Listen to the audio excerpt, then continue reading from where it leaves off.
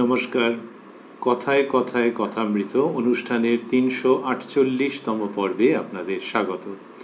আপনারা এই অনুষ্ঠান দেখছেন প্রাণারাম বাংলা ইউটিউব চ্যানেলে, যেখানে সপ্তাহে ৬ দিন সোম থেকে শনিবার সম্প্রচারিত হয় কথায় কথায় কথামৃত, আর কোষ্ঠীপাথর প্রাণারাম ইউটিউব চ্যানেলে রবিবার থাকে শ্রী শ্রী মায়ের কথা। সমস্ত অনুষ্ঠানই শুরুর সময় রাত্রি ৯টা। শ্রী শ্রী রামকৃষ্ণ কথামৃততে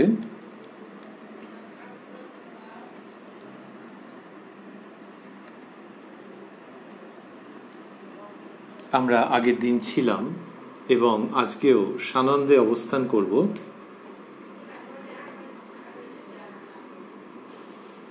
২৬শে অক্টোবর ১৮৮৪ প্রসঙ্গে।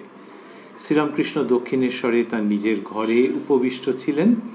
সেইখানে ভক্তরা আসছিলেন এবং অসামান্য সব ধর্ম প্রসঙ্গ হচ্ছিল। কোন নগরের একজন ভক্ত মানুষ, তিনি একটি অদ্ভুত প্রশ্ন করে ফেলেছিলেন। প্রশ্নের মধ্যে যা ছিল সেটি প্রাসঙ্গিক, কিন্তু প্রকাশভঙ্গি একটু অদ্ভুত ছিল। শ্রীরামকৃষ্ণ তার নিজের মতো করে ওই প্রশ্নের অন্তর্গত যে বিষয়, সেটির পরিপ্রেক্ষিতে অসামান্য গভীরতাপূর্ণ কথামৃত প্রদান করছিলেন তার স্বভাবসিদ্ধ অনুপম ভঙ্গিতে। ঘরের মধ্যে উপস্থিত ছিলেন শ্রীযুক্ত মহিমাচরণ চক্রবর্তী, ভক্ত মানুষ তিনি, তাঁর সঙ্গেও কথা হচ্ছিল। এই সব হতে হতে গতকাল আমরা যতটা শুনেছিলাম তার পরের অংশে ওই আগের দিনের অংশটি একটু স্মরণ করে নিয়ে আমরা প্রবেশ করব শ্রী শ্রী রামকৃষ্ণ কথামৃততে, যার সূচনায় কথামৃতকার শ্রীযুক্ত মহেন্দ্রনাথ গুপ্ত বা শ্রীম বা মাস্টার মহাশয় উদ্ধৃত করেছেন, তব কথামৃতং তপ্ত জীবনং কবিভিরীড়িতং কল্মষাপহং শ্রবণমঙ্গলং শ্রীমদাততং ভুবি গৃণন্তি ये ভূরিদা জনাঃ। শ্রীরামকৃষ্ণ বলেছেন, আমরা গতকাল শুনেছি, বড়বাবুর সঙ্গে আলাপ দরকার। তার কখানা বাড়ি, কটা বাগান, কত কোম্পানির কাগজ, আগে জানবার জন্য অত ব্যস্ত কেন? এইভাবে করে তিনি বুঝিয়েছেন এই দৃষ্টান্তের সহযোগে যে আগে ঈশ্বরের সাক্ষাৎকার, তারপর তিনি, যদি তুমি চাও তাহলে তার ঐশ্বর্য, তার মহিমা, সেই সমস্ত তিনি বুঝিয়ে দেবেন। আর আগে যদি ওগুলো জানবার জন্য ব্যস্ত হও তাহলে হবে না। এবং সেখানে শ্রীরামকৃষ্ণ বলেছিলেন ওই বড়বাবুর প্রসঙ্গে যে চাকরদের কাছে গেলে তারা দাঁড়াতেই দেয় না, কোম্পানির কাগজের খবর কি দিবে। কিন্তু ওই বড়বাবুর সঙ্গে আলাপ হলে কি হয় সেটি বলেছিলেন, বাবুর সঙ্গে আলাপ হলে আবার চাকর দারবান সব সেলাম করবে। এই বলতে সকলে হেসে ফেলেছিলেন। মাস্টারমশাই লিখেছেন সকলের হাস্য। ঠিক তারপরে আমরা প্রবেশ করছি ভক্ত। এখন বড়বাবুর সঙ্গে আলাপ কিসে হয়? সকলের হাস্য। সবাই হেসে ফেলেছেন, কারণ ঠাকুর শ্রীরামকৃষ্ণ বড়বাবুর কথা এরকম সরস ভঙ্গিতে বলেছেন। আর এখন এই ভক্ত ওই যে বাচন ভঙ্গি, সেটিকেই অনুসরণ করে করে বলছেন যে আচ্ছা সেই বড়বাবু তাহলে তার সঙ্গে আলাপ কি করে হয়। কথাটার মধ্যে আন্তরিকতা আছে, ব্যাকুলতার স্পর্শ আছে, আবার শ্রীরামকৃষ্ণের যে হাস্যোজ্জ্বল ভঙ্গি, সেটির সঙ্গে, সেটিকে শ্রদ্ধার সঙ্গে অনুসরণ করার লক্ষণও রয়েছে। তো তিনি যেই বলেছেন যে এখন বড়বাবুর সঙ্গে আলাপ কিসে হয়, তখন সবাই হেসে ফেলেছেন। শ্রীরামকৃষ্ণ, তাই কর্ম চাই, ঈশ্বর আছেন বলে বসে থাকলে হবে না। ওই বড়বাবুর সঙ্গে আলাপ করার জন্য তোমাকে ব্যস্ত হতে হবে, তোমাকে কিছু তো করতে হবে। এই যে কর্ম চাই, এই কর্ম মানে কি উনি আগে বলেছেন, আমরা আগের অনুষ্ঠানে শুনে এসেছি যে ধ্যান, জপ, এইসব হচ্ছে কর্ম। আবার দান, যজ্ঞ, এসবও কর্ম। মানে ঈশ্বর লাভের জন্য কিছু করতে হবে তোমাকে, এইটি শ্রীরামকৃষ্ণ বলছেন। তো এখানে বললেন যে তাই কর্ম চাই, ঈশ্বর আছেন বলে বসে থাকলে হবে না, জোশও করে তাঁর কাছে যেতে হবে। নির্জনে তাকে ডাকো, প্রার্থনা করো, দেখা দাও বলে ব্যাকুল হয়ে কাঁদো। কামিনী কাঞ্চনের জন্য পাগল হয়ে বেড়াতে পারো, তবে তার জন্য একটু পাগল হও। লোকে বলুক যে অমুক ঈশ্বরের, লোকে বলুক যে ঈশ্বরের জন্য অমুক পাগল হয়ে গেছে। দিন কতক না হয় সব ত্যাগ করে তাকে একলা ডাকো। এই শব্দগুলি মাস্টারমশাই স্থূলাক্ষরে দিয়েছেন। দিন কতক না হয় সব ত্যাগ করে তাকে একলা ডাকো। বললেন জোশো করে তার কাছে যেতে হবে। ওই যে বলেছেন যে কর্ম চাই, তারপরে এই প্রসঙ্গটা আসছে, জোশো করে তার কাছে যেতে হবে, মানে যা হোক করে, যেভাবে হোক। তাই যে যেভাবে হোক মানে কিভাবে, ওইটাই কর্ম। এক একজন এক এক রকম ভাবে ভাববেন, এক একজনের এক এক রকম পথ তার মানসিকতার সঙ্গে উপযোগী হবে, মানসিকতার প্রেক্ষিতে উপযোগী হবে। তো শ্রীরামকৃষ্ণ বলছেন জোশো করে তার কাছে যেতে হবে, নির্জনে তাকে ডাকো, প্রার্থনা করো, দেখা দাও বলে ব্যাকুল হয়ে কাঁদো। নির্জনে যাওয়ার কথা অনেকবার বলেছেন শ্রীরামকৃষ্ণ, যে নির্জনে গেলে নিজের মনটাকে চিনতে পারা যায়। সংসারের আসক্তির থেকে দূরে থাকতে থাকতে মনের শক্তি বাড়ে। এই রকম কারণেই শ্রীরামকৃষ্ণ নির্জনে থাকার কথা বলেছেন। আরেকটি হচ্ছে এই যে একজন কাঁদবে, তা সে কি সকলের মাঝখানে? তা বলছেন নির্জনে তাকে ডাকো, প্রার্থনা করো, দেখা দাও বলে ব্যাকুল হয়ে কাঁদো। কামিনী কাঞ্চনের জন্য পাগল হয়ে বেড়াতে পারো, তবে তার জন্য একটু পাগল হও। কি সুন্দর করে নিয়ে আসছেন। এমনিতে হাসি পেয়ে যাবে লোকের যে এই রে এইসব বলে দিয়েছেন তিনি, আর সেটাই তিনি বলছেন। যুগ সত্য, যুগ সীমাবদ্ধতা, যুগ ব্যাধি, সব রকমই বলছেন। কামিনী কাঞ্চনের জন্য পাগল হয়ে বেড়াতে পারো। তাহলে Kamini Kanchan, the pursuit of সে উইমেন অ্যান্ড ওয়েলথ, তাহলে সেইটা কি পাগল হয়ে ওরকম বলছেন কেন? শ্রীরামকৃষ্ণের জীবনের আলোকে দেখতে পাওয়া যাচ্ছে, তার বাণীর মধ্য দিয়ে পরিষ্কার দেখতে পাওয়া যাচ্ছে যে সংসারী মানুষের তো অর্থ প্রয়োজন, তেমনি বিভিন্ন রকমের সম্পর্কের মধ্যেও তো সে থাকে। কিন্তু যখন আসক্ত হয়ে যায় তখন তার অবস্থা কীরকম যেন একটা হয়ে যায়, অস্বাভাবিক মতো। সারা জীবন, লোকে বলে সারা জীবন টাকা টাকা করে পাগল হয়ে, এইটাকেই শ্রীরামকৃষ্ণ বলছেন যে ওই আসক্তিজনিত পাগলামি সে তো তুমি জানো। কামিনী কাঞ্চনের জন্য পাগল হয়ে বেড়াতে পারো, তবে তার জন্য একটু পাগল হও। কি মরমী আহ্বান, তার জন্য একটু পাগল হও। কি সুন্দর করে সব বলা, যে ভাষা, সাহিত্য, শৈলী, সংস্কৃতি, এগুলি কি অপূর্বভাবে শ্রীরামকৃষ্ণের উক্তির মধ্যে খেলা করছে, কিন্তু উচ্চকিত প্রকাশ নেই। আবার এগুলিকে অবলম্বন করে নতুন ধারার সন্ধানও পাওয়া যায়। কামিনী কাঞ্চনের জন্য পাগল হয়ে বেড়াতে পারো, তবে তার জন্য একটু পাগল হও। গানের মধ্যে আছে, হলেম যার জন্য পাগল, তারে কই পেলাম সই, হলেম যার জন্য পাগল। তো এই সেই যেন ব্যথা। তো এই ধর্মজীবন বলছেন তার জন্য একটু পাগল হও। পাগল হও মানে যে জাগতিক ব্যাপার তো অনেক হলো, কিন্তু জাগতিক ব্যাপারকে সরিয়ে রেখে শুধু তার জন্য যদি ভাবো, লোকে এরকম বলে না যে অমুকের জন্য ভেবে পাগল হয়েছে, তা হ্যাঁ, ঈশ্বরের জন্য। আর সবটা কি পারবে? তাই তবে তার জন্য একটু পাগল হও। লোকে বলুক যে ঈশ্বরের জন্য অমুক পাগল হয়ে গেছে। এই শব্দটিকে যে শ্রীরামকৃষ্ণ ব্যবহার করছেন খুব আশীর্বাদের ভঙ্গিতে, সান্ত্বনা ও অনুপ্রেরণার সঙ্গে, যে তুমি সমস্ত মন প্রাণ দাও না, লোকে ওরকম বলুক, তারপর দেখো কি হয়। আর শ্রীরামকৃষ্ণ অন্যত্র বলেছেন যে বড় মানুষের উপরে ভার দিলে তিনি কখনো খারাপ করেন না, ক্ষতি করেন না। বললেন দিন কতক না হয় সব ত্যাগ করে তাকে একলা ডাকো। এই যে তাকে একলা ডাকো, এবং সেটি দিন কতক, এরকম ভাবে বলছেন যে কয়েকটা দিন না হয় এরকম করো। তো দিন কতক ডাকলেই হবে? এইটাই শ্রীরামকৃষ্ণের বিশেষত্ব। তিনি যা দেখাচ্ছেন যে তুমি কয়েকটা দিন তো নিজেকে আলাদা করে নিতেই পারবে। তো লোকে তো ছুটি ছাটা নিয়ে কত জায়গায় যায়, যে হ্যাঁ 3 দিনের জন্য ছুটি নিয়ে চলে গেল, একটা উইকেন্ড ম্যানেজ করলো, করে একটা চলে গেল, বন্ধু বান্ধব নিয়ে গেল, সপরিবারে গেল, যে নানান রকম। তো এইরকম আছে যে কয়েকটা দিন ম্যানেজ করে চলে গেল, তো সেই ম্যানেজ তো করা যায়।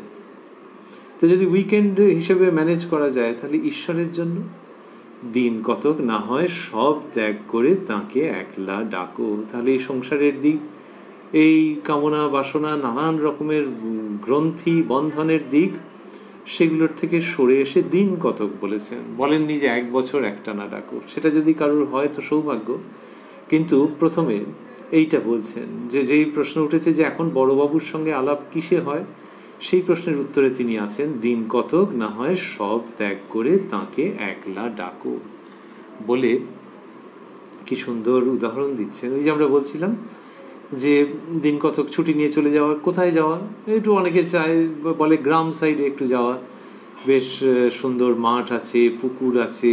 এই শ্রীরামকৃষ্ণ এবার পুকুরের উদাহরণ দেবেন। বলছেন শুধু তিনি আছেন বলে বসে থাকলে কি হবে? হালদার পুকুরে বড় মাছ আছে, পুকুরের পাড়ে শুধু বসে থাকলে কি মাছ পাওয়া যায়?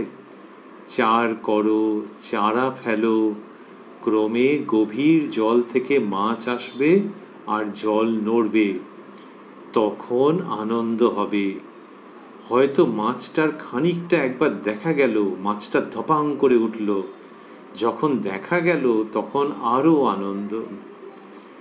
এই রকম ভাবে তিনি উদাহরণ দিচ্ছেন। ওই যে লোকে বলে একটু বেরিয়ে আসা, এটি হচ্ছে শ্রীরামকৃষ্ণের জগৎ থেকে বেরিয়ে আসা।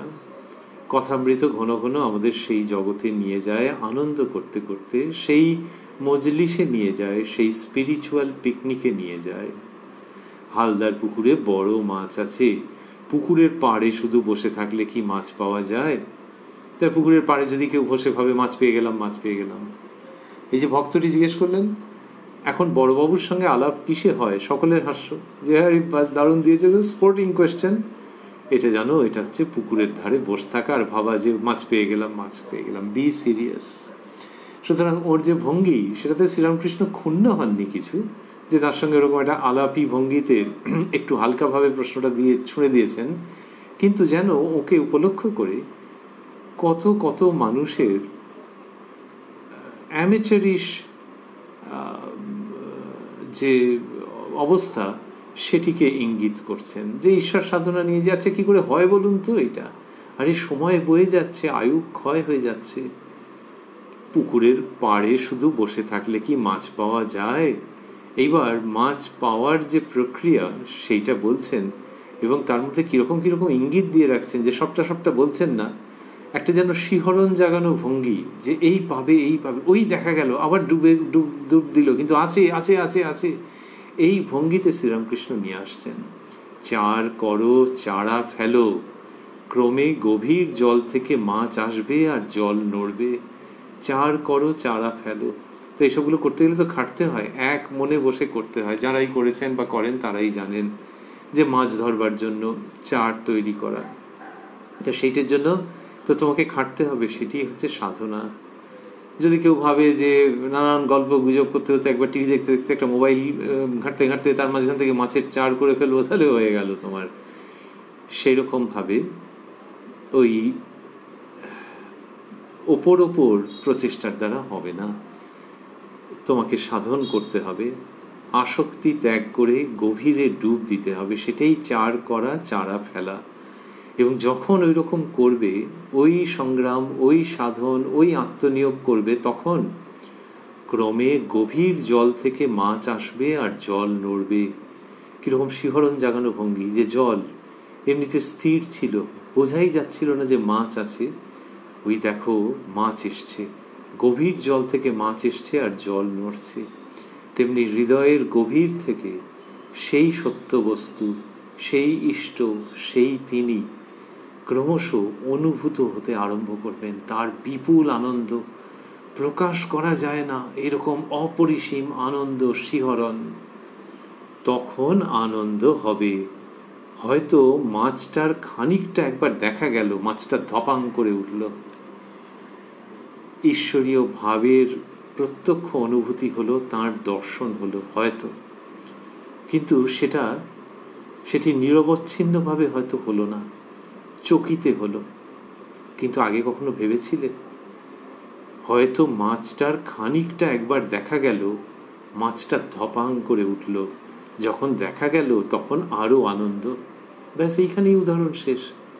কি সুন্দর ছোট গল্পের শৈলীতে, যে সবটা বলবো না, সবটা বললে তো আনন্দ মাটি হয়ে যায়। এই অবধি বলে দিলাম, বেশ শুনতে ভালো লাগছে না? এবার চলো চলো চলো চলো, চার তৈরি করো, পুকুরে গিয়ে চারা ফেলো, মন তৈরি করো, তার কাছে গিয়ে উপবিষ্ট হও এবং অন্তর্জগতে ডুব দাও। সেই রকম ভাবে একটা উৎসাহ মাখানো গল্প। আর গল্প তো, উদাহরণ তো যেন একটা গ্রামের উদাহরণ, সেইখানে শব্দগুলোকেও কিভাবে রাখা আছে ঠিক ওই পরিবেশটা তৈরি করবার জন্য। এই যে বললেন যে তখন আনন্দ হবে, হয়তো মাছটার খানিকটা একবার দেখা গেল, মাছটা ধপাং করে উঠল।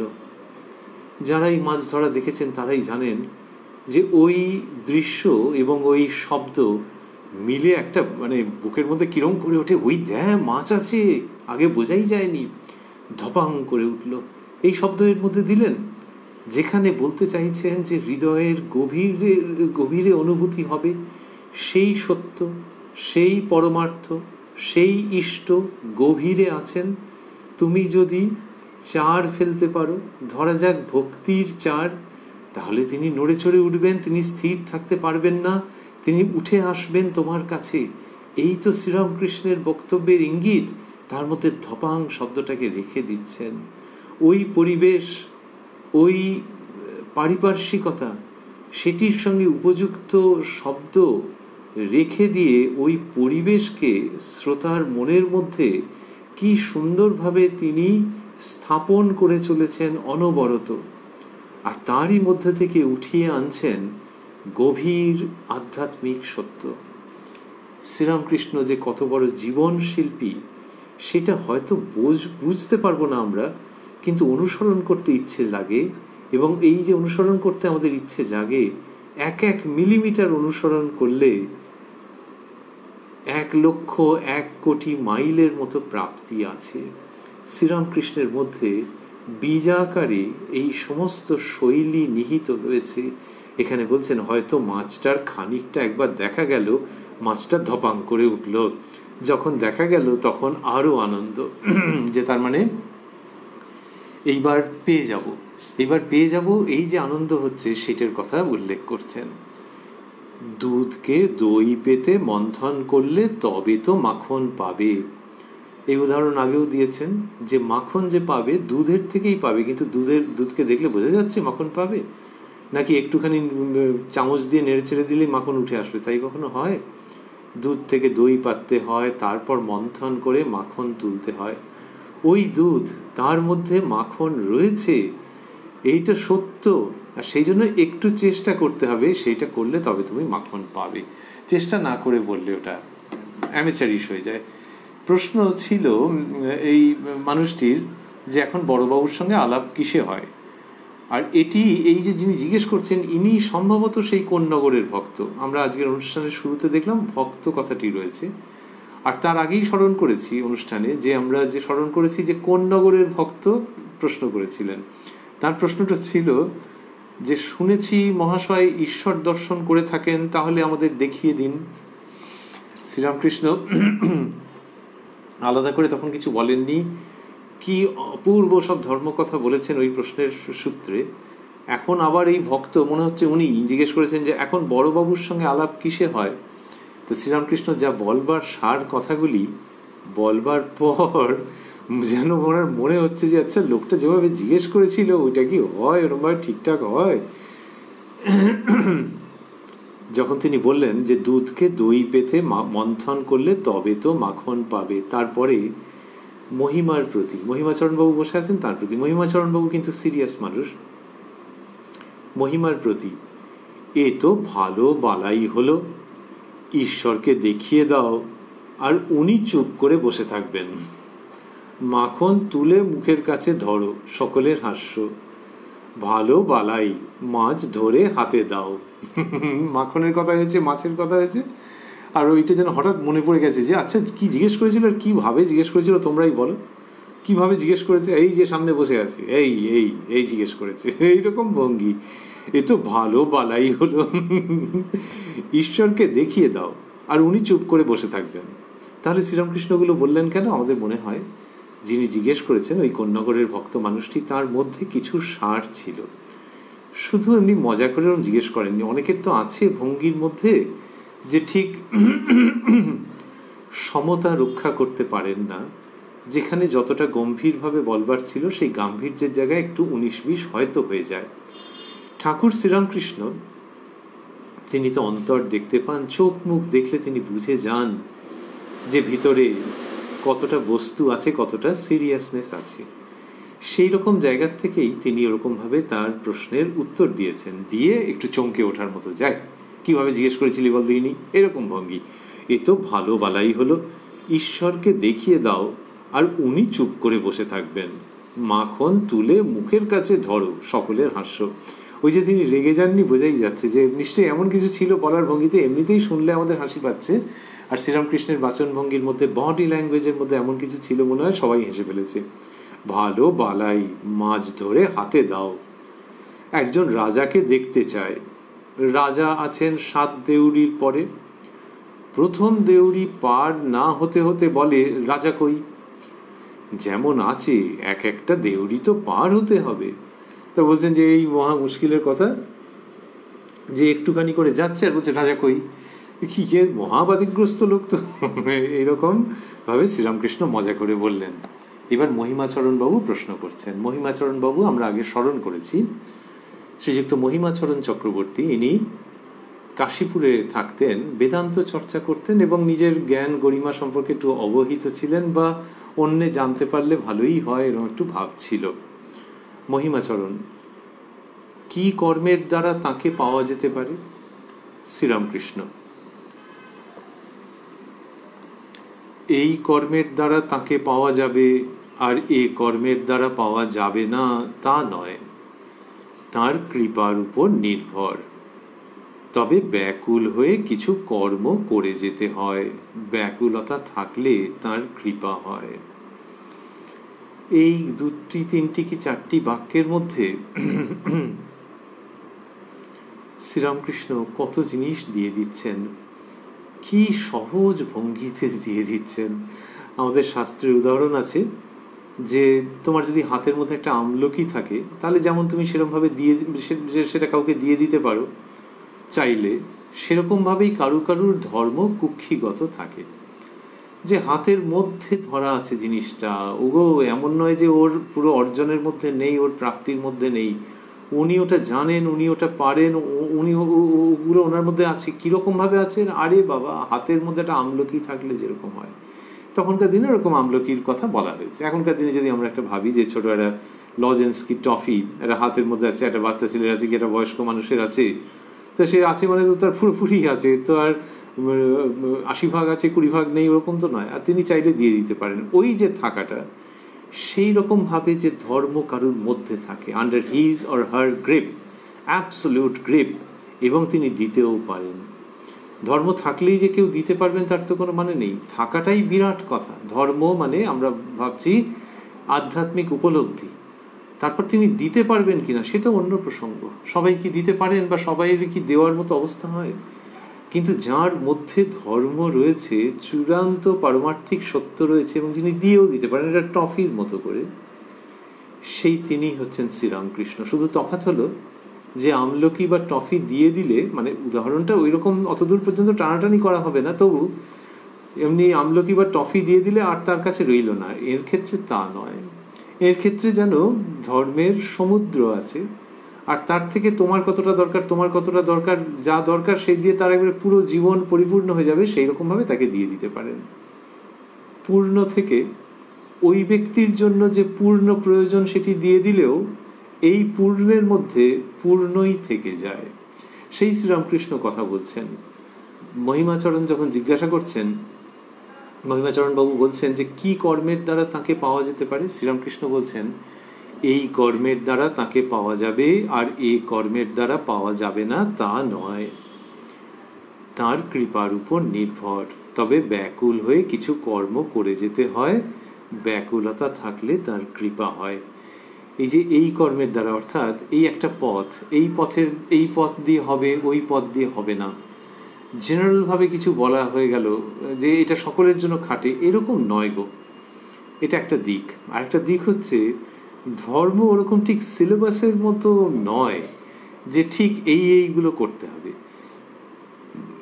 কতগুলো বেসিক প্রয়োজন আছে, সেইগুলোকে ঠিকঠাক করে নিতে হবে। কিন্তু তারপর এক একজন এক এক রকমভাবে। খেলতে যিনি যাচ্ছেন, বেসিক প্রয়োজন কি? বেসিক প্রয়োজন হচ্ছে শারীরিক একটা সক্ষমতা, একটা ফিটনেস, খাওয়া দাওয়ার ব্যাপারটা কন্ট্রোল করা, হাইজিন ঠিকমতো মেনটেন করা, এরকম আর কি বেসিক ফিটনেস কতগুলো আছে। এইবার তিনি কেমন খেলবেন, ধরা যাক একজন গোলকিপার আছেন বা একজন ওপেনার আছেন ক্রিকেটে, তো যত ওপেনার আছে তাদের সকলের ক্ষেত্রে এইটা ভ্যালিড যে হ্যাঁ ফিটনেসটা দরকার, একটু খাওয়া দাওয়ার কন্ট্রোল দরকার, এটা ওটা দরকার, হাইজিন রক্ষা করা দরকার। কিন্তু তারপর এই গোলকিপার কেমন গোলকিপিং করবেন সেটা কখনো এমন হতে পারে না যে একটা বই ধরে পড়ে যাচ্ছি দুনিয়ার যত গোলকিপার আছে সব এইরকমভাবেই গোলকিপিং করবেন। ওটাতে তো এক একজনের এক এক রকমের স্টাইল হবে, এক একজনের এক এক রকমের পারফেকশন হবে, যে যত খাটবে তার তত পারফেকশন হবে। এবং যদি ভাবি পারফেকশনের দিক থেকেও কয়েকজন তুলনীয় ব্যক্তি, কিন্তু তাও দেখা যাবে যে তাদের স্টাইল আলাদা। ওপেনিং ব্যাটসম্যান, আরে বাবা এক্ষুনি নাম করলে এই এই এই এই 6-7-8 জন, আচ্ছা এই 6-7-8 জন একই রকম বুঝি না, না একজনের স্টাইলের সঙ্গে আরেকজনের মিলবেই না, কিন্তু প্রত্যেকেই দিকপাল। শ্রীরামকৃষ্ণ সেই জায়গায় নিয়ে আসছেন ঈশ্বর সাধনা, ঈশ্বর প্রাপ্তির উপায়কে, যে ওই প্রাথমিক মিল কিছু আছে যে আসক্তি ত্যাগ করতে হবে, সংযত জীবন যাপন করতে হবে, এইসব। তারপরে যখন ওই মাঠে নেমে খেলার প্রসঙ্গ আসছে, সমরাঙ্গন লোকে বলে, আমরা বলি সাধনাঙ্গন বা ধর্মাঙ্গন, সেইখানে নেমে যখন একজন ওই ব্যাপারটিতে পারদর্শী হয়ে উঠছেন, তখন দেখা যাবে যে এই একজন ওই একজন সেই একজন, এদের এক এক রকমের ভাব, এক এক রকমের কাজ এরা করছেন।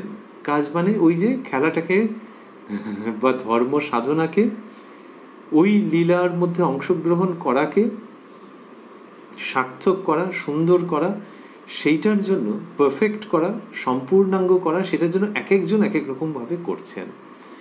গোলকিপার যে ধরনের অভ্যাসগুলো করছেন একজন, আরেকজন অন্য রকমের অভ্যাস করছেন। তেমনি ধর্মক্ষেত্রেও এরা প্রচণ্ড সিরিয়াস।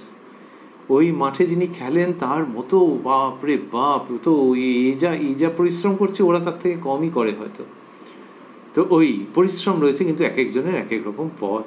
এই যে জায়গাটা শ্রীরামকৃষ্ণ যখন সেটি উচ্চারণ করেন তখন সেটা খুব স্বাভাবিক মনে হয়, বহির্জগতের আমাদের অভিজ্ঞতার সঙ্গে মিলে যায়, এবং ধর্মক্ষেত্রে অনন্ত স্বাধীনতার জায়গা উন্মুক্ত হয়ে থাকে। ও সেই প্রেক্ষিতে জলজল করতে থাকে তাঁর শ্রীমুখের সেই অবিস্মরণীয় উক্তি, যত মত তত পথ। শ্রীরামকৃষ্ণ এই সবগুলোকে নিয়ে চলছেন যে না না না না, কখনো সিলেবাসের মধ্যে বেঁধে দেওয়া যায় না গো। কি কর্মের দ্বারা তাকে পাওয়া যেতে পারে? মহিমাচরণবাবু জিজ্ঞাসা করেছেন, শ্রীরামকৃষ্ণ বলছেন এই কর্মের দ্বারা তাকে পাওয়া যাবে, আর এই কর্মের দ্বারা পাওয়া যাবে না তা নয়, তার কৃপার উপর নির্ভর। এবার ওই যে গোলকিপিং যিনি করতে গেছেন, তিনি কি করে জানলেন যে কোনভাবে করতে হবে, বা তার কোচও কিছু বলে দিয়েছে, বা তিনি করতে করতে লোকে টের পায় যে তার শরীর যেরকম, তার যেরকমের প্রবণতা, তাতে এইভাবে করলে আমি খুব ভালো গোলকিপার হয়ে উঠতে পারবো, বা আমি খুব ভালো ওপেনার হয়ে উঠতে পারবো, বা আমি খুব ভালো বোলার হতে পারবো। এটা নিজের শরীর বলে দেয় যে এরকমভাবে করলে তোমার দ্বারা ফাস্ট বোলিং হবে না, তোমাদের স্পিন হবে না, অন্য কিছু হবে, তো নাকি মিডিয়াম পেসে হবে। এই যে কোনটা কি হবে ওরা শরীর বলে দিচ্ছে। যে সবাই বোলার ধরা যাক, কিন্তু তাদের মধ্যে বল করবেন যে কে কীরকমভাবে করবে শরীর বলে দেবে। তেমনি মানসিক প্রবণতা বলে দেবে যে যখন তুমি শুদ্ধ চিত্তে সাধনে প্রবৃত্ত হয়েছ, তখন কোন পথ দিয়ে গেলে তোমার ভালো হবে সেটি গুরুও উপদেশ করবেন, তুমিও নিজে ক্রমে ক্রমে বুঝতে পারবে যে হ্যাঁ এইটা আমার পক্ষে সবচেয়ে ঠিকঠাক, বেস্ট সুটেড। তাই বললেন যে এই কর্মের দ্বারা তাকে পাওয়া যাবে আর এই কর্মের দ্বারা পাওয়া যাবে না তা নয়, তার কৃপার উপর নির্ভর। তবে ব্যাকুল হয়ে কিছু কর্ম করে যেতে হয়, ব্যাকুলতা থাকলে তার কৃপা হয়।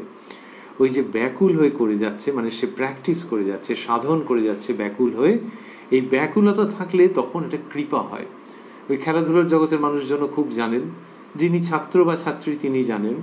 অনেক সময় ছাত্রছাত্রী বলেন, আমার না ক্লাস 7 থেকে একবার চোখের সামনে যেন পর্দা খুলে গেল।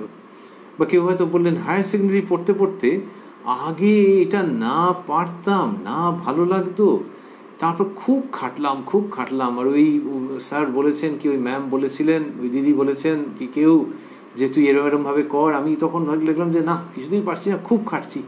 11-এ গিয়ে না চোখের সামনে থেকে একটা পর্দা যেন সরে গেল। তখন দেখলাম আরে দারুণ পারছি। আর তখন যে মার্কস পেতে আরম্ভ করলাম, ক্লাসের অন্যরা আমার দিকে ফিরে তাকাতো যে এইটাতে এত মার্কস পাচ্ছে, চোখের সামনে একটা পর্দা করে গেল, কৃপা। যে ওটা কীভাবে যে হচ্ছে তার বায়োলজিক্যাল ব্যাখ্যা দেওয়া দুঃসাধ্য বা অসম্ভব একরকম। কিন্তু হঠাৎ করে সেই ছাত্রছাত্রী বলে যে এরকম পর্দা সরে গেল চোখের সামনে থেকে। খেলোয়াড় বলেন যে তারপর দেখলাম এটা এমন একটা আমি দিক দেখতে পাচ্ছি, এমন একটা ভেতরে শক্তি আসছে যে আমার খেলার তত্তর করে উন্নতি হচ্ছে। তো তার আগে ব্যাকুল হয়ে সে সাধন করেছে, সংগ্রাম করেছে, প্রচেষ্টা তার ছিল। সেটা করতে গিয়ে হঠাৎ করে কোথায় একটা কি হলো। এই যে হঠাৎ করে কোথায় একটা কি ঠিক বুঝিয়ে বলা যাচ্ছে না এটি কোনটির সম্বন্ধে, এটি কৃপার সম্বন্ধে। যে কৃপাকে এমনি বুদ্ধি দিয়ে বোঝানো যায় না, বোঝানো গেলে তো ওটা আর 5 রকমের জিনিসের মতো হয়ে যাবে। কিন্তু কৃপার একটা ভূমিকা থাকে। কোত্থেকে হিন্দিতে বলা হয় ছাপ্পার ফারকে, সেরকম যেন ছাদ ফুটো করে সেই জল চলে আসে। তো এমনিতে ছাদ ফুটো করে জল ভালো নয়, কিন্তু এটা হচ্ছে ওই যদি জল চাওয়ার তোমার ইচ্ছে থাকে তাহলে ওই রকমভাবেই হবে। জল পাওয়ার যদি তোমার ইচ্ছা থাকে সেরকমভাবে কৃপা চলে আসছে। তবে ব্যাকুল হয়ে কিছু কর্ম করে যেতে হয়। ব্যাকুলতা থাকলে তার কৃপা হয়। এই 4টি বাক্যের মধ্য দিয়ে শ্রীরামকৃষ্ণ কি অপূর্বভাবে নিয়ে আসছেন যে বিভিন্ন রকমভাবে এগোতে হয়। কর্মের কথা যে তুমি তুলেছো বা কর্মের কথা যে তোমার মনে ধরেছে এবং তুমি যারা জিজ্ঞেস করেছো এই পর্যন্ত ঠিক আছে, কিন্তু এই কর্ম করলে পাওয়া যাবে আর ওই কর্ম করলে পাওয়া যাবে না, এরকম নয়। যেরকমভাবে ইচ্ছে হচ্ছে সেরকমভাবে ঝাঁপিয়ে পড়ো, আর যদি ব্যাকুলতা থাকে কৃপা চলে আসবে। আমরা স্মরণ করছিলাম ছাপ্পার ফারকে, যে যেভাবে ভাবা যায়নি সেভাবে এসে গেছে। শ্রীরামকৃষ্ণ এই শিক্ষাই দিয়েছেন এবং সেই শিক্ষা খুব মৌলিক। তিনি বলছেন একটা সুযোগ হওয়া চাই। সাধু সঙ্গ, বিবেক, সদ্গুরু লাভ। হয়তো একজন বড় ভাই সংসারের ভার নিলে, হয়তো স্ত্রীটি বিদ্যাশক্তি, বড় ধার্মিক, কি বিবাহ আদপেই হলো না, সংসারে বদ্ধ হতে হলো না, এই সব যোগাযোগ হয়ে যায়। একেবারে অভাবনীয় ভঙ্গিতে বলা, সূর্যের আলোর মতো সত্য, কিন্তু সেই সূর্যের আলোকে ব্যাখ্যা করা যায় না যে ঠিক কিভাবে উৎপন্ন হলো এবং আলোকের যে সত্যি প্রকৃতি কিরকম, ওইটা আমাদের ধরা ছোঁয়ার বাইরে একরকম। কিন্তু সূর্যের আলো সত্য। সেরকমই শ্রীরামকৃষ্ণ আলোক। এর গভীর বিশ্লেষণ, উৎপত্তি কি করে আমরা বুঝবো? তিনি বলতেন যে মা সব জানে, মা যেমন বলান তেমনি বলি। আর এখানে একটি বাক্যের মধ্যে দিয়ে কি সম্ভাবনাকে তিনি নিয়ে আসছেন খুব সদর্থক এবং বাস্তব অনুষঙ্গে। বললেন একটা সুযোগ হওয়া চাই, মানে ওই যে কৃপা আসবে যে ভগবানের, যখন কেউ ব্যাকুল হয়ে এগোচ্ছে তখন কৃপাটা এসে যায় নানান রকম ভাবে। একটা সুযোগ কিরকম বলছেন, সাধু সঙ্গ, বিবেক, সদ্গুরু লাভ, আরো বলে যাচ্ছেন। সাধু সঙ্গ, হঠাৎ করে সাধু সঙ্গ হয়ে গেল একজন সাধুর সঙ্গে। কে সেই সাধু হয়তো জানেও না, কিন্তু এমনি মন আনন্দে পরিপূর্ণ হয়ে যাচ্ছে। তিনি কোথায় আছেন, কোন আশ্রম, তাও জানা নেই, হয়তো আবার জানা থাকতেও পারে, কিন্তু মনে হচ্ছে ইনি জীবনের সব। শ্রীমৎ শঙ্করাচার্যজি বলেছেন যে ক্ষণকালের জন্য সাধু সঙ্গ জীবন বদলে দিতে পারে, এইসব ভাবের কথা আছে। আর সাধু সঙ্গ জীবনে অনেক সৌভাগ্য থাকলে, সুকৃতি থাকলে হয়। তো এই সাধু সঙ্গ হঠাৎ করে হয়ে গেল, হয়ে জীবন তত্তর করে বদলে যেতে আরম্ভ করলো, মানে ভালোর দিকে, অভীষ্টের দিকে। বিবেক বোধ ভেতর থেকে জাগ্রত হয়ে গেল। তাহলে আগে সে ধর্মপথে এগিয়েছিল, সংগ্রাম করেছিল, এইবার তার মধ্যে বিবেক বোধ জাগ্রত হয়ে গেছে। এই বিবেক বোধ, কেউ যে তাকে 1 মাস ধরে ক্লাস নিয়েছেন তা হয়তো নয়, কিন্তু ভেতরে বিবেক জাগ্রত হয়েছে, সদসৎ বিচার বুদ্ধি এসে গেছে, যে বুদ্ধিটা কিন্তু 10 বছর আগেও হতে পারত, হয়নি। হঠাৎ করে ওই যে চোখের সামনে থেকে পর্দা সরে যাওয়ার মতো, এই যে সংসারের অনিত্যতা, এটার বোধের জন্যে কি কারোর ইউনিভার্সিটির ডিগ্রি লাগে? কিন্তু ইউনিভার্সিটির ডিগ্রি পাওয়ারও পরে বহু বছর বেরিয়ে যাচ্ছে হয়তো, আর সেই ব্যক্তির সেই বোধটা আসছে না সংসারকে চিরকালীন সত্য বলে মনে হচ্ছে, দুর্ভাগ্যবশত। তাই সংসারকে বিপর্যস্ত না করে, অন্যদের আহত না করেও যদি কারোর মধ্যে এই অনিত্যতা বোধ আসে, বিবেক, বিচার, বৈরাগ্য, তাহলে বুঝতে হবে যে হ্যাঁ, এটা হঠাৎ করে এসেছে কোনোভাবে। ওই যে ওর জন্য যতটুকুনি বুদ্ধি দরকার সে অনেক আগেই ছিল, কিন্তু তখন এসব মনে হয়নি, হঠাৎ করে। এই শ্রীরামকৃষ্ণ বলছেন একটা সুযোগ হওয়া চাই, সাধুসঙ্গ, বিবেক, সদ্গুরু লাভ। ওই সাধুসঙ্গ হয়তো ক্ষণিকের জন্য, আবার সদ্গুরু হয়তো বাকি জীবন তার আশ্রয়ে থাকা গেছে, সদ্গুরু লাভ হয়ে গেছে, গুরুর কাছে মন্ত্র দীক্ষা হয়েছে, তাহলে সাধুসঙ্গ হয়ে থাকতে পারে, ক্ষণকালের জন্য হতে পারে। আবার আশ্রয় লাভ হয়ে থেকে থাকতে পারে সদ্গুরুর, তাঁর কাছে মন্ত্র দীক্ষা লাভ হয়ে থাকতে পারে। এইরকম হলো। এরপরেই শ্রীরামকৃষ্ণ যা বলছেন, এই প্রসঙ্গ চলছে, যেন এক নিঃশ্বাসে বলে যাচ্ছেন, ভারী অদ্ভুত। বলছেন, হয়তো একজন বড় ভাই সংসারের ভার নিলে। কোথায় সাধুসঙ্গ, বিবেক, সদ্গুরু লাভ, আর কোথায় এটি? না, একই জায়গায় আছে। যে কোন মানুষের কিভাবে তার জীবনে ওই পর্দা সরে যাবে এবং কৃপা লাভ হবে জানা নেই, এইসব নানান রকম হতে পারে। তার মধ্যে বলছেন, হয়তো একজন বড় ভাই সংসারের ভার নিলে।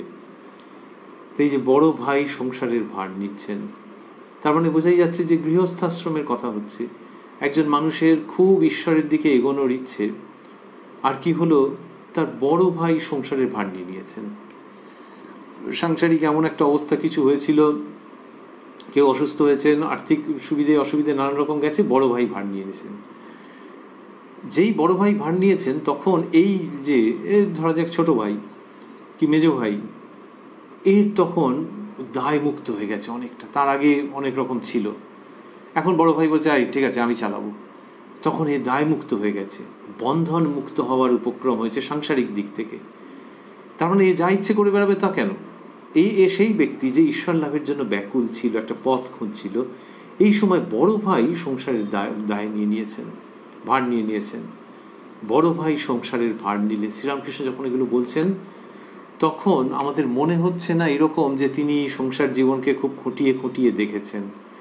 ওই খুঁটিয়ে খুঁটিয়ে দেখে টেনে বুনে একটা উদাহরণ সৃষ্টি করা সে একরকম, আর এ তো মনে হচ্ছে শতোৎসারিত হচ্ছে শ্রীরামকৃষ্ণের মধ্য থেকে। তিনি যা বলছেন, এটা কোনো ক্যালকুলেটেড কনস্ট্রাকশন নয়। ক্যালকুলেটেড কনস্ট্রাকশন হলেও ঠিক আছে, কিন্তু এ তো একবারে স্বতঃস্ফূর্তভাবে উঠছে। জগন মাতা তিনি বলতেন যে মা রাস ঠেলে দেন, মা কথা কন, যেমন বলান তেমনি বলি। তো শ্রীরামকৃষ্ণের মৌলিকত্ব বলি বা মায়ের মধ্য দিয়ে উৎসারিত এই মৌলিক ভঙ্গিমা বলি কি অসাধারণ। বললেন, হয়তো একজন বড় ভাই সংসারের ভার নিলে, হয়তো স্ত্রীটি বিদ্যা শক্তি। এ আবার আরেক রকম। আরে বাবা, একটিতে বলা হচ্ছে যে বিয়ে করেছে, তাহলে আগের জনেরা সম্ভবত বিয়ে করেনি।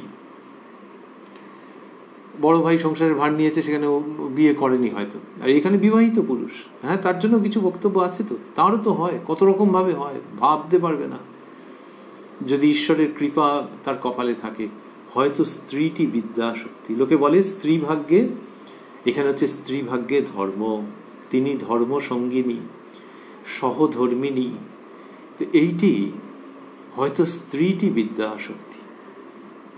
সেই মেয়ে বিবাহের আগে খুব ধর্ম অনুসরণ করেছে, পবিত্র চিত্ত, তারপর যথাকালে তার বিয়ে হয়ে গেছে, বিবাহ হয়ে গেছে।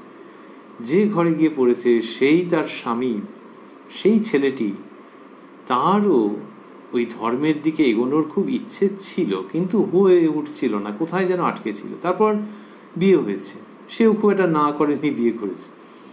এইবার বউয়ের প্রভাব তার উপরে পড়ছে। শ্রীরামকৃষ্ণ বলছেন যে সকল স্ত্রীর মধ্যেই, মানে সকল নারী জাতির মধ্যে সেই আদ্যাশক্তি, তার অবিদ্যা শক্তি আছে, আবার বিদ্যা শক্তি আছে। অবিদ্যা শক্তি যা মানুষকে বদ্ধ করে, বিদ্যা শক্তি যা মুক্ত করে, সব মেয়ের মধ্যে আছে। এইবারে এই যে মেয়েটিকে বিয়ে করে নিয়ে এলো, সেই মেয়েটি হয়তো কালে কালে এর ধর্মজীবনকে উন্মোচন করে দিল। বলছেন হয়তো স্ত্রীটি বিদ্যা শক্তি, শক্তি আর বিদ্যা, বিদ্যা মানে ওই ঈশ্বর লাভ, ঈশ্বরীয় বিদ্যা, ঈশ্বরীয় তত্ত্ব।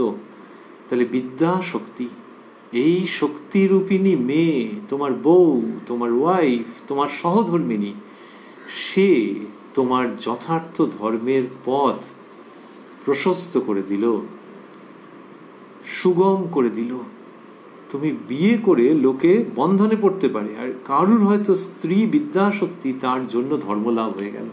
এরকম বিভিন্ন রকমের। আবার বলছেন হয়তো স্ত্রীটি বিদ্যা শক্তি, বড় ধার্মিক, কি বিবাহ আদপেই হলো না, সংসারে বদ্ধ হতে হলো না, এরকম হয়তো হলো, তখন তারও ওই ঈশ্বরের দিকে এগোনোর অনেক সুবিধে হয়ে গেল। এই সব যোগাযোগ হলে হয়ে যায়। শ্রীরামকৃষ্ণ বলছেন কি সুন্দর করে যে এই সব যোগাযোগ হলে হয়ে যায়। তার মানে হচ্ছে যে তুমি লেগে পড়ো, তুমি ঈশ্বরীয় সাধন ক্ষেত্রে ঝাঁপিয়ে পড়ো, তারপর দেখবে যে কত রকম ভাবে, ইভেন ইন আনথট অফ ওয়েজ, রাস্তা খুলে যাবে। বলতে বলতে উদাহরণ দিচ্ছেন, এ কি অপূর্ব গল্প, যতবারই শোনা যায় মনে হয় যেন নতুন, আরেকবার শুনতে ইচ্ছে করে এবং মনে হয় যেন কিছু পাওয়া যাচ্ছে। একজনের বাড়িতে ভারী অসুখ, যায় যায়, কেউ বললে স্বাতী নক্ষত্রে বৃষ্টি পড়বে, সেই বৃষ্টির জল মরার মাথার খুলিতে থাকবে, আর একটা সাপ ব্যাঙকে তেড়ে যাবে, ব্যাঙকে ছোবল মারবার সময় ব্যাঙটা যেই লাফ দিয়ে পালাবে, অমনি সেই সাপের বিষ মরার মাথার খুলিতে পড়ে যাবে, সেই বিষের ঔষধ তৈয়ার করে যদি খাওয়াতে পারো তবে বাঁচে। তখন যার বাড়িতে অসুখ, সেই লোক দিনক্ষণ নক্ষত্র দেখে বাড়ি থেকে বেরুলো, আর ব্যাকুল হয়ে ওই সব খুঁজতে লাগলো। ব্যাকুল হয়ে, এটা সন্ধান বলা আছে, সেটি ব্যাকুল হয়ে খুঁজছে। তাহলে গুরু মুখে, সাধুর শ্রীমুখে, যেভাবেই হোক না কেন, শাস্ত্র মুখে কেউ কিছু শুনেছে, সেই শুনে সে ব্যাকুল হয়ে অগ্রসর হয়েছে। তখন যার বাড়িতে অসুখ, সেই লোক দিনক্ষণ নক্ষত্র দেখে বাড়ি থেকে বেরুলো, আর ব্যাকুল হয়ে ওইসব খুঁজতে লাগলো। মনে মনে ঈশ্বরকে ডাকছে, ঠাকুর তুমি যদি জোটপাট করে দাও তবেই হয়। এই রূপে যেতে যেতে সত্য সত্যই দেখতে পেলে একটা মরার মাথার খুলি পড়ে রয়েছে। ওই যেগুলো বলেছিল ওগুলো কত রকম ভারী, ওই ও হয় নাকি, কিন্তু এই ব্যক্তি বিশ্বাস নিয়ে, ব্যাকুলতা নিয়ে বেরিয়ে পড়েছে। এই রূপে যেতে যেতে সত্য সত্যই দেখতে পেলে একটা মরার মাথার খুলি পড়ে রয়েছে। দেখতে দেখতে এক পশলা বৃষ্টিও হলো। তখন সে ব্যক্তি বলছে, হে গুরুদেব, মরার মাথার খুলিও পেলুম, স্বাতী নক্ষত্রের বৃষ্টিও হলো, সেই বৃষ্টির জলও ওই খুলিতে পড়েছে, এখন কৃপা করে আর কয়টির যোগাযোগ করে দাও ঠাকুর। ব্যাকুল হয়ে ভাবছে। এমন সময় দেখে একটা বিষধর সাপ আসছে। তখন লোকটির ভারী আহ্লাদ, সে এত ব্যাকুল হলো যে বুক দূর করতে লাগলো, আর সে বলতে লাগলো, হে গুরুদেব, এবার সাপও এসেছে, অনেকগুলির যোগাযোগও হলো, কৃপা করে এখন আর যেগুলি বাকি আছে সেগুলি করিয়ে দাও। বলতে বলতে ব্যাঙও এলো। সাপটা ব্যাঙ তাড়া করে যেতেও লাগলো। মরার মাথার খুলির কাছে এসে যেই ছোবল দিতে যাবে, ব্যাঙটা লাফিয়ে ওদিকে গিয়ে পড়ল, আর বিষ অমনি খুলির ভিতর পড়ে গেল। তখন লোকটি আনন্দে আত্তালি দিয়ে নাচতে লাগলো। তাই বলছি, ব্যাকুলতা থাকলে সব হয়ে যায়। আমাদের আনন্দ ব্যক্ত করবার ভাষা নেই। শ্রীরামকৃষ্ণ কি জীবন্ত বর্ণনা দিচ্ছেন, জীবন্ত। বলা হয় যে ভাষা জীবন্ত। আর এখানে একটু আক্ষরিক অর্থেও বটে, একজনের বাড়িতে ভারী অসুখ যায় যায়, তা যা ঘটলো তাতে ওই মানুষটিও প্রাণ ফেরত পাবেন, প্রাণ পাবেন। শ্রীরামকৃষ্ণ কিভাবে বর্ণনাটা দিচ্ছেন এবং তার মধ্যে বিশদে যাচ্ছেন, ডিটেইলে যাচ্ছেন। এরকম বললেন, তখন লোকটির ভারী আহ্লাদ, সে এত ব্যাকুল হলো যে বুক দূর করতে লাগলো। ওই যে ব্যাকুল হয়েছে যে তাহলে এবার বোধহয় মিলে যাবে, এবার বোধহয় মিলে যাবে, তখন বুক দূর করছে। এইরকম বিশদ ডিটেইলে, বিশদ বিবরণে বা ডিটেইলে যাচ্ছেন শ্রীরামকৃষ্ণ। গিয়ে এই যে উদাহরণ দিচ্ছেন, তার মানে কি? তার মানে হচ্ছে যে আপাতভাবে অসম্ভব মনে হতে পারে, কিন্তু যদি বিশ্বাস ভরসা নিয়ে এগো তাহলে দেখবে সেই অসম্ভব ও সম্ভব হবে গো। এই দেখো এরকম এরকম লোকটার এরকম এরকম হয়েছে, এবং তারপরে গিয়ে ওই ওই ওই ওই ওই হয়ে গেল এবং সে ওষুধ পেয়ে গেল। তাই বলছি, ব্যাকুলতা থাকলে সব হয়ে যায়। এই শ্রীরামকৃষ্ণের বাণী বলছেন ব্যাকুলতা থাকলে সব হয়ে যায়। অর্থাৎ ওই ব্যাকুলতা, অকপট বিশ্বাস, গুরু বাক্যে, মহাজন বাক্যে, সাধুর বাক্যে বিশ্বাস, শাস্ত্র বাক্যে বিশ্বাস। তবে হ্যাঁ, ওইটি শুনে নিয়ে নিজেকে তার মধ্যে লিপ্ত হতে হবে, ওই সাধনায় প্রবৃত্ত হতে হবে, যেমন এই ব্যক্তি বেরিয়ে পড়েছিল। সেটা শ্রীরামকৃষ্ণ বলছেন কোন প্রশ্নের উত্তরে, কোন ভাবের উত্তরে, যে কি কর্মের দ্বারা তাকে পাওয়া যেতে পারে।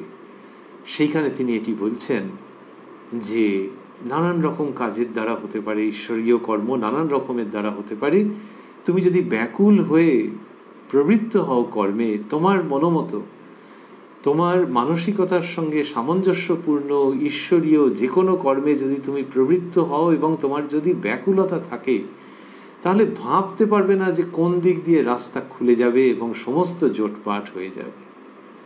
এই অমীয় বাণী অপূর্ব, মানুষের মনের মধ্যে শান্তির, আশা ভরসার, আশ্বাসের, সম্ভাবনার, স্বপ্নের বাস্তবায়নের কি অপূর্ব অমৃত বর্ষিত হয় শ্রীরামকৃষ্ণের কথামৃত সূত্রে। আমরা রয়েছি উদ্বোধন কার্যালয়ে প্রকাশিত শ্রী শ্রী রামকৃষ্ণ কথামৃতের 685 পৃষ্ঠায়, রয়েছি 26শে অক্টোবর 1884 পুণ্য প্রসঙ্গে।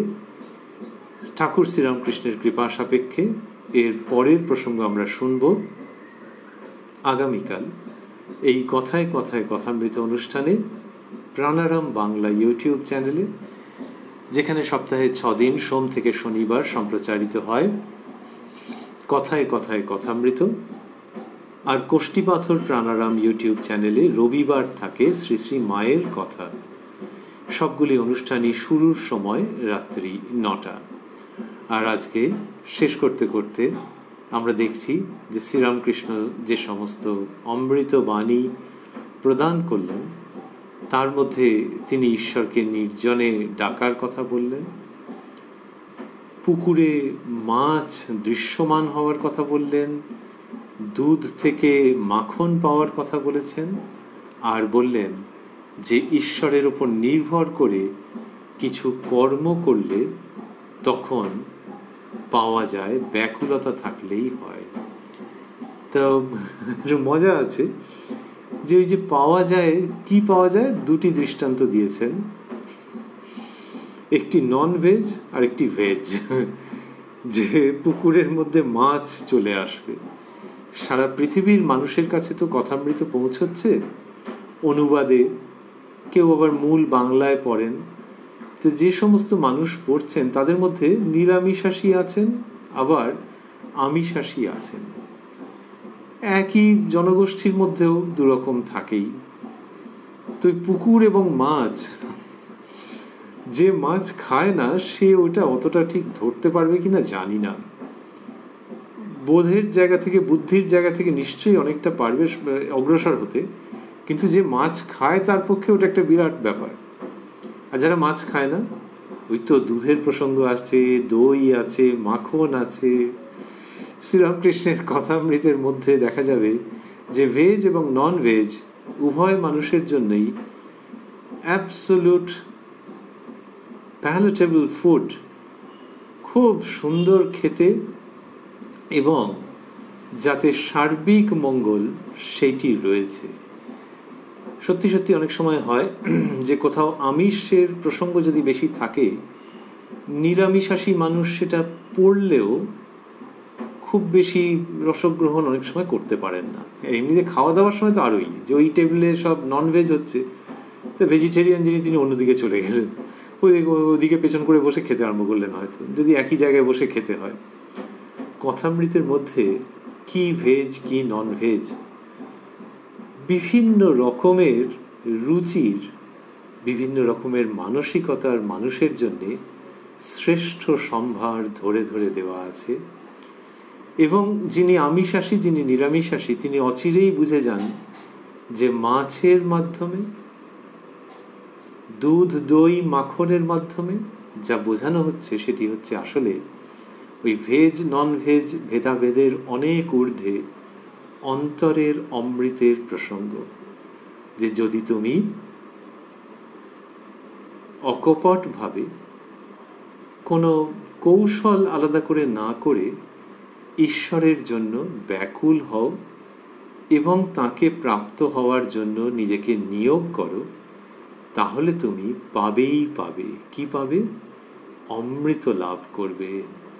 We will not talk about veg and non-veg. তুমি অমৃত লাভ করবে।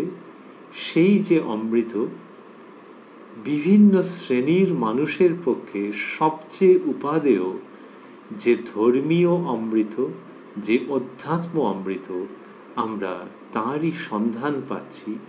সেই অমৃত আহরণের এবং আস্বাদনের পথ ও আহ্বান প্রাপ্ত হচ্ছি এই মহাগ্রন্থ শ্রী শ্রী রামকৃষ্ণ কথামৃতের মাধ্যমে।